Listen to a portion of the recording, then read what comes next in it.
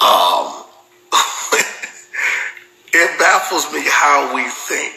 that God is illiterate. This. Sometimes I just wonder, how can we wake up every single day and lay our eyes on this wonderful creation, just looking around as we go outside, taking the trash or getting in the car or turning on television or just hearing the birds chirp, things like that. And we just literally think that our creator is just illiterate, as though, and we box him in and we try to relate him to our terms on this side of time, as though his feelings are the way we view things as our feelings. Some things the way we feel, we try to bring him into our humanistic understanding. And it's like, I don't know, how do we read the Bible? And he created the Bible for us to give us a glimpse of just a small finite understanding of to be able to give us something to hold on to, in which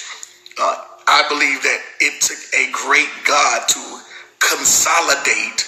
all of this wisdom into a book, and that's just scratching the surface, and it's just something that can give us as in our carnality a ability to be able to get some form of grasping the essence or the concept of God, or and I know there are those out there who don't subscribe to the term God, but for the sake of today's lesson, I am not going to put him in a bubble or a box to appease your perspective. Okay, there are other days where I will do that. Okay, on today, I'm going to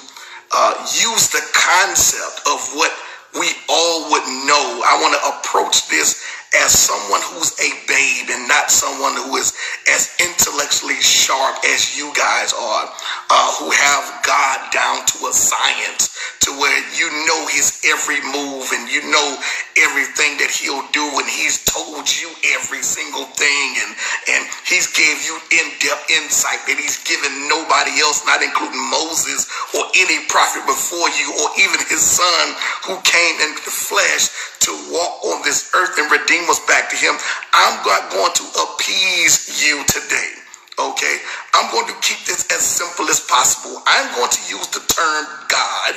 I'm going to use the term Jesus, because it seems like for some reason is that we get to a place as though we've forgotten where we come from, as though the Father didn't answer us or even pay us any attention when we were in the realm of where we were when we was using terms such as God and Jesus and all these other things. Now we've come into a place where we become so advanced and so sophisticated till we no longer rely on the Spirit of the Father, to the point that now we rely on our intellectual concepts of things and how we build things and put things together and conceptualize these things and concepts and frame and